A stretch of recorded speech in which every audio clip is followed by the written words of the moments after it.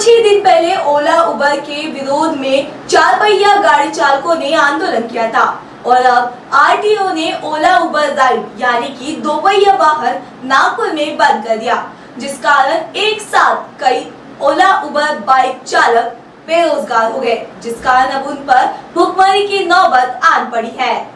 मैं दीपक वाजपेयी हूँ और यहाँ पे जो ये इतनी सारी देख रहे हो, सिर्फ ये परेशानी ये 200 लोगों की नहीं है।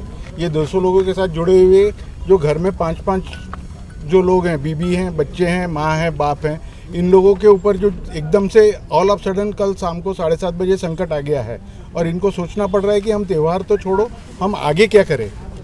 तो वो विषय है और उस विषय को ऐसे थोड़ी देर में या थोड़े बाद में या 6 दिन में कर लेंगे कि कहानी से इन लोगों के तो सबके घर में सैलरी जाएगी, लेकिन इनका क्या होगा।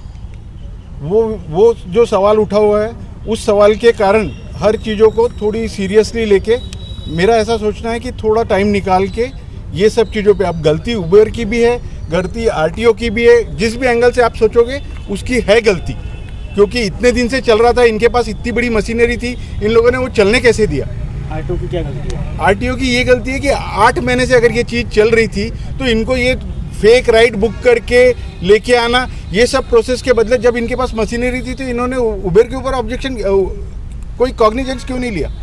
वहाँ से जो चीज़ें हुई, उबेर आराम से इन हर आदमियों से उबेर एक दिन में 500 रुपये का कमीशन कमा रहा है, यानी 200 मल्टीप्लाई बाय 500 रुपीज़। इतना पैसा अगर सिर्फ नागपुर से कमा रहा है तो जो वो आदमी को ढूंढ के लाना क्या इनके बस में नहीं है।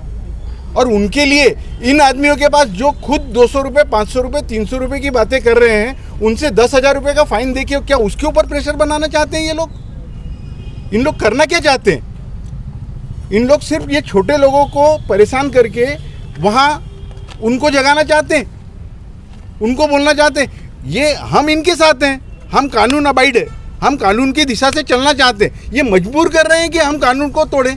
गलती उबेर की भी है, गलती प्रशासन की भी है कि इतने बड़े नागपुर शहर में इतना आईटी फ्रेंडली रहने के बाद 18 महीने से, या मेरे ख्याल से तो मेरी जानकारी में 18 महीने से, ये 2-3 साल से 4 साल से ये चीज़ें चल कैसी रही है। और अगर चल रही है ये, इसमें अगर आप कंज्यूमर के पास जाओगे, इसमें जो हमारे से राइड लेते हैं उनके पास जाओगे, वो हर आदमी बोल रहा है कि ये इतने फ्रेंडली है कि मुझे एक राइड मिली, क्या बोलते, लोकमत स्क्वायर से लेके क्रिम्स हॉस्पिटल की, वहाँ की एक डॉक्टर का कहना ऐसा है कि हम लोग जब एक साल के इसमें रहते हैं, 1 साल जो उनको प्रैक्टिस करनी पड़ती है सरकारी हॉस्पिटल में, तो हमारे कुछ कोलिग्स ये काम कर रहे हैं और उससे अपना पॉकेट मनी निकाल के अपने आप को सर्वाइव कर रहे हैं। तो जब ये इतना इम्पोर्टेंट पैसा है और ये लीगल नहीं था। मेरा नाम चंदू हरडे है और मैं ये ओला उबेर से राइड का, जैसे मैं बेरोजगार था, मेरे को एक रोज़गार मिला है राइडिंग के ऊपर से, जिससे मैं 300, 400 रुपये, 500 रुपये पर डे कमाया करता था। इससे मेरा घर परिवार चला करता था।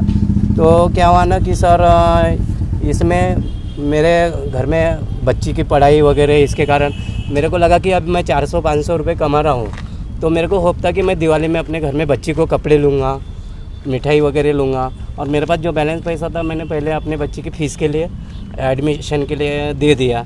और अभी मेरे पे ऐसा वक्त आया कि मैं दिवाली कैसे मनाऊँ और किसके सामने हाथ फैलाऊँ, ऐसी मेरे पे सिचुएशन आई सर। और इन्होंने कुछ इन्फॉर्म भी नहीं किया ओला उबर वालों ने, और पता चल रहा है कि कोई टैक्सी वालों ने कंप्लेंट किया होगा इसलिए बंद किया, कोई बोल रहे कि आरटीओ की तरफ से बंद किया। और ऐसे ओला उबर कंपनी वाले भी कुछ बता नहीं पा रहे कि क्यों बंद हुआ करके। मैं सर, हम लोग जो करते थे जॉब, उसमें हमारे कमाई में से कुछ किलोमीटर के हिसाब से रोज़ 100-150 रुपये वो भी कमा रहे थे कंपनी वाले।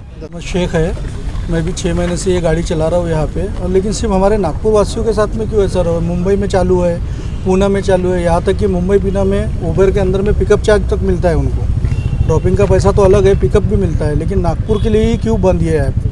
वहाँ पे भी तो इसी तरीके की बाइकें चल रही है। मुझे तो पूरी गलती उबर की लग रही है। और प्रशासन में जो अभी ये हो रहा है कि इलीगल बाइक के तौर पे हमारे को ये प्रमोट किया जा रहा है, तो ये मुंबई और पूना में, हैदराबाद हो गया, इंदौर हो गया, ये हर जगह पे पूरा चालू है। सिर्फ नागपुर सिटी क्यों बंद कर दी है? नमस्कार, मेरा नाम योगेश रुपरा बाजपुर है। मैं एक सामाजिक कार्यकर्ता के साथ भारतीय जनता पार्टी अनुसूचित जाति मोर्चा का महामंत्री हूँ।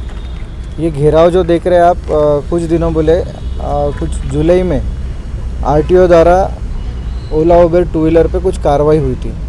उनका कहना था कि इनके पास परमिट नहीं है, इस वजह से जुलाई में कुछ 10-20 गाड़ियाँ पकड़े थे, तब एक कार्रवाई हुई थी।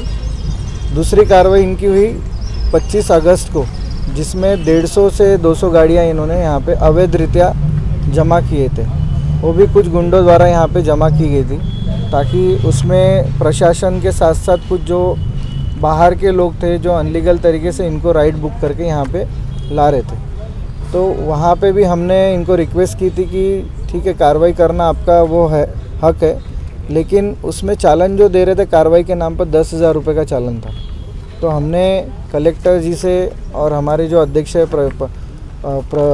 प्रवीण जी दटके, उनसे बात करके जो भी उन्होंने ये किया कि हमने फिर एक कुछ रास्ता निकाला कि उसमें हमको चालान मान्य नहीं था। तो हमने कोर्ट में सीधा लिख के भेजा कि हमको ये चालान मान्य नहीं है, इसको कोर्ट में भेजिए आप। तो इन्होंने कोर्ट में भेजा है, वो चालान सभी के ऊपर पेंडिंग है। और आप देख रहे हैं कि यहाँ पे कम से कम 150 से 200 युवक यहाँ पे है जो कि बेरोज़गार है, जो इसके बाद में अगर इनकी गाड़ियाँ अगर बंद होती है तो ये लोग क्या करेंगे, ये विषय पर अभी आने वाले दिनों में 6 दिन बाद दिवाली है, सब लोग अपने घर में खुशियाँ मना रहे, और ये लोगों के घर पे क्या परिस्थिति हो रही होंगी। कितनी गाड़ी अभी जमा है?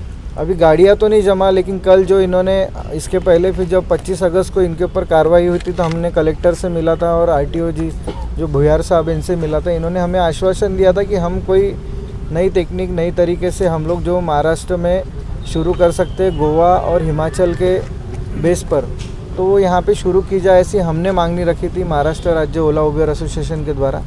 तो उस आश्वासन पे हम लोग 2 महीने से तो जैसे तैसे निकाल लिया था हमने, लेकिन ने कुछ ऐसे सुना है अभी कुछ काम नहीं करा है ना?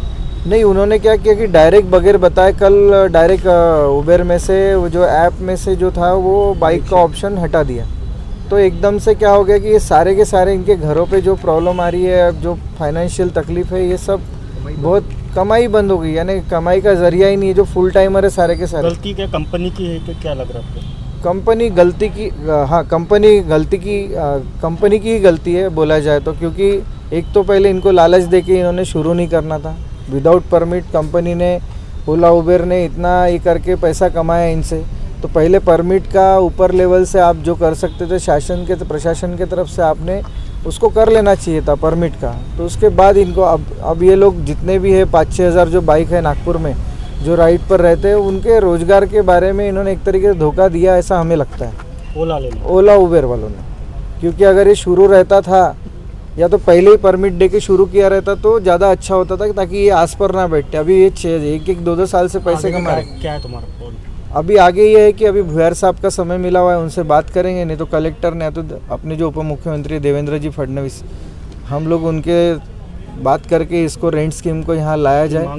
अगर मांग पूरी नहीं होंगे तो हम लोग यहाँ धरने पे बैठेंगे, डायरेक्ट आरटीओ पूरा बंद करेंगे, इतना ही हम लोग करेंगे। क्योंकि 4 से 5 हज़ार अगर लोगों का घर अगर उजड़ता है और एकदम से बंद होता है, जिनकी आवक ही नहीं होती है, तो क्या करेंगे, यहीं बैठ जाएंगे हम लोग।